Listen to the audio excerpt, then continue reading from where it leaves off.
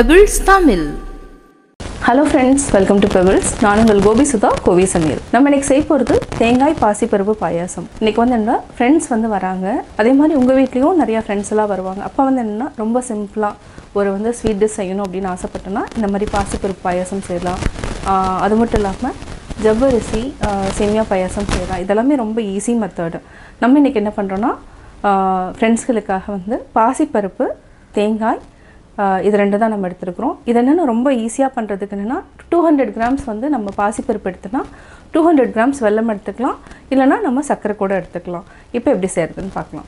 ஒரு panல 1 டம்ளர் அளவுக்கு அதாவது 200 grams அளவுக்கு நம்ம பாசி பருப்பை போட்டுக்கலாம். இதைய பொன்னிறமா வறுத்தெடுத்துக்கலாம். ரொம்ப நேரம் வறுக்கணும் இல்ல, தீயாம பொறுமையா வறுத்தெடுத்துக்கலாம். சிம்ல வச்சிட்டு வறுத்தெடுத்துக்கலாம். இதோட பச்சை வாசனை போயிரணும். அப்பதான் வந்து பாயாசம் நல்லா டேஸ்டா இருக்கும். இப்போ பாத்தீங்கன்னா இப்போ அங்கங்க கொஞ்சம் நல்லா கோல்டன் ப்ரௌன் ஆயிடுச்சு. இப்போ நம்ம ஆஃப் பண்ணிரலாம். இந்த சூட்லயே நம்ம வறுத்தனா ஃபுல்லாவே நல்லா பொன்னிறம் ஆயிடும். இங்க ரொம்ப நேரம் விட்டீங்கன்னா என்ன ஆகும்னா அந்த பாயாசத்தோட டேஸ்ட் வந்து மாறிடும். அவ்வளவுதான். இதையே நம்ம குக்கருக்கு மாத்திரலாம். இதை வந்து ஒரு டைம் இப்படி லைட்டா வாஷ் பண்ணிட்டு அதுக்கப்புறம் தண்ணி ஆட் பண்ணி நல்லா ஒரு விசில் விட்டு எடுத்துக்கலாம். பாசிப்பருப்பு கூட நம்ம தண்ணி ஊற்றி வேக வச்சு எடுத்துக்கலாம். ஒரு 2 விசில் விட்டு எடுத்துக்கலாம். தேங்காய் பத்தை கடையிலேயே கிடைக்கும். இதை வந்து நம்ம கிரேட் பண்ணி எடுத்துக்கலாம். வெல்லம் 100 கிராம் எடுத்துக்கலாம். இதை வந்து தண்ணி ஊற்றிட்டு நல்லா மிக்ஸ் பண்ணி, அதாவது என்னென்னா வெல்லம் நல்லா கரையணும். ஒரு பேனில் நம்ம கீ 2 டேபிள் ஸ்பூன் விட்டுக்கலாம். இது கூட முந்திரி ஒரு 15 முந்திரியை நல்லா வறுத்து எடுத்துக்கலாம். திராட்சையும் போட்டு நல்லா வறுத்துக்கலாம்.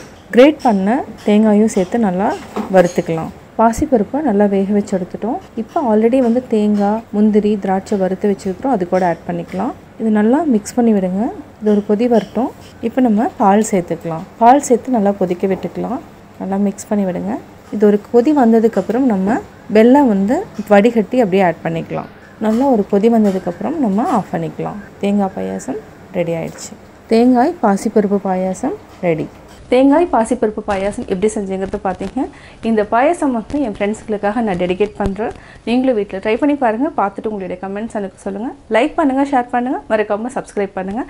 அது மட்டும் இல்லாமல் பக்கத்தில் இருக்கிற பெல் ஐக்கானை கிளிக் பண்ணிங்கன்னா நாங்கள் அப்லோட் பண்ணுற வீடியோவை நீங்கள் உடனுக்குடன் தெரிந்து கொள்ளலாம். Pebbles Tamil.